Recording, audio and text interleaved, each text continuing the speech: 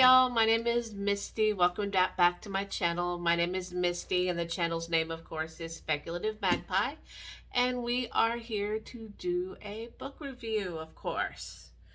And the book review that we are going to do right now is going to be The Palace, the second book in the Saint Germain series, and it is by Chelsea Quinn Yarbro. So we're going to read the hiccups. I'm sorry, hold on. Much better. So we're going to read the synopsis and then we're going to come back and talk about it. And I have some thoughts on this book, guys. All right, The Palace.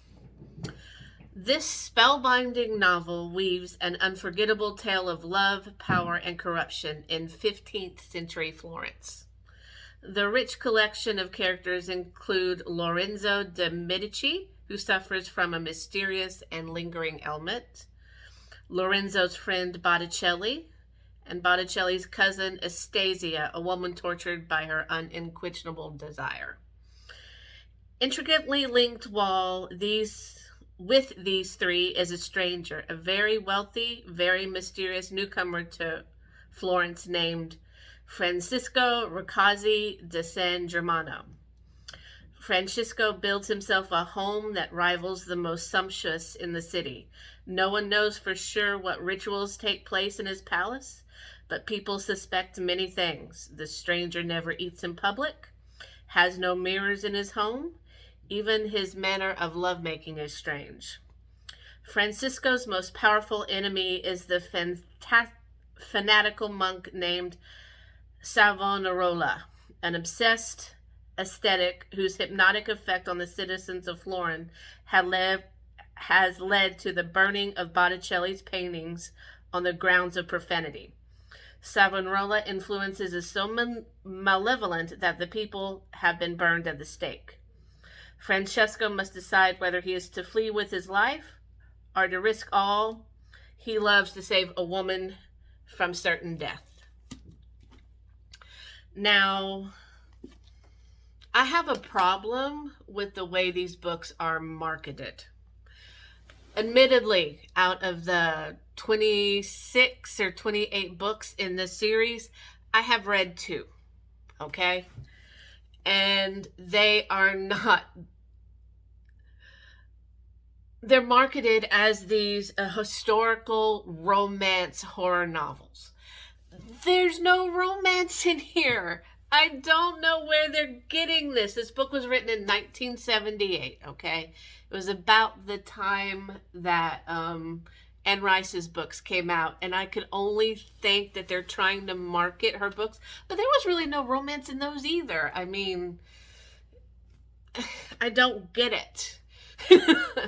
I mean, even if you can look at the cover and see that it's like some weird, like MGM horror romance cover. And I like the covers. They amuse me to no end, but this book is not romance. It's more historical than anything, and this book is fascinating. This is a 5 out of 5 star read. I love these books, y'all. These books are fantastic. They are more historical than anything. I'm reading these books and I'm like on the edge of my seat. There's a vampire in here. But you hardly, I mean, probably the most in here out of the 2, Hotel Transylvania, which was the first one, and then you have this one. This one is, of course, you can obviously tell it's longer. There's more vampire stuff in here than there was in Hotel Transylvania. She kind of like hinted at that throughout Hotel Transylvania, but here it's blatant. He calls himself a vampire when he's talking to his friends. She puts more into it in this one. I can really think she's like ramping up the supernatural aspect. And oh, the way she describes life in like 15th century Italy is just amazing. It's just fantastic. I was reading this book, and in Florence back then they had this like horse race that was like through the city, and like it's dangerous. People weren't on the roads or anything. And she took like 5 pages describing this horse race, and I could barely like breathe. It was just so exciting. And then she just really builds up this crazed Christian priest. He's like excommunicated, but he has so much power that he, like, defies the Borgia Pope, and he just like locks down Florence, where anything and everything that is, His abilities. They shoot. also have... I didn't mean to press play. Where everything that could be deemed as a vice is burned and removed. People are tortured for heresy, and then you have the nice guy vampire in here, Saint Germain, that's trying his best to save everybody, but he's just fucking up so badly. He starts this relationship with his friend's cousin, Astasia, and the woman's insane. She goes crazy and basically betrays him. All of his friends betray him, and he's trying to save his friends who passed away, Lorenzo, who is in this book.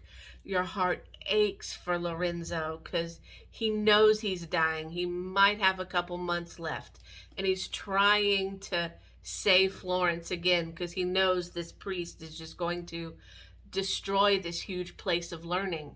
And the priest does. His fanatical Christianity just rips everything apart, and you're just reading this book and you're like, oh my God, paintings that Botticelli painted are just burned in this bonfire of the vanities. And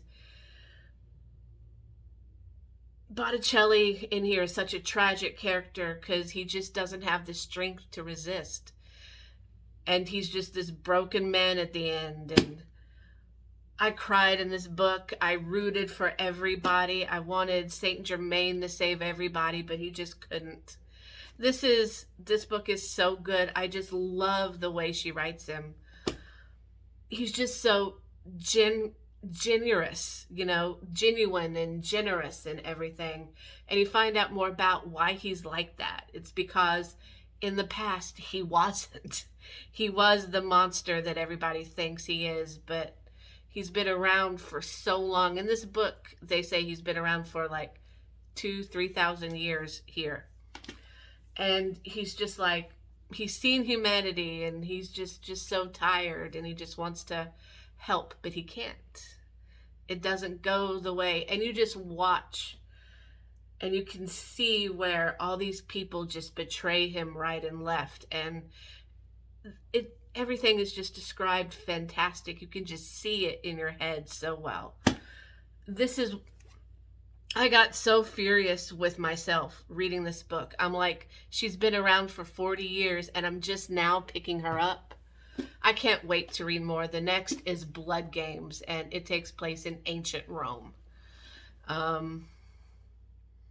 So yeah, these aren't linear books at all. You can pick up The Palace and read this one before you read Hotel Transylvania. And she does some things in this books that normally when other authors do it, I find annoying. Like there's like correspondence between people in here that normally I'm just like, not another fucking letter. But I'm just like, oh, okay, I know what's going now. And that's how she kind of like advances the time, because this book takes place over like 3 or 4 years. And it's just amazing how fast just everything just goes downhill. And I'm reading this, and it's like a lot of stuff that's happening now in our world can be reflected in this book. There's a plague that people ignore and just decimates the city. Fanatical Christianity is, destroying some art. And, that can be argued to be happening now. And this is just such a good book. 5 out of 5. Do I recommend it? I really don't know. If you like historical fiction with a supernatural bent, a small supernatural bent, then yeah, I would pick this up. I think Chelsea Quinn Yarbro is an amazing author. I'm so glad I finally started to read her, and I cannot wait to read Blood Games next. So thank you for coming to back to my channel so we can talk about some books and things. And I will see you later. Bye-bye.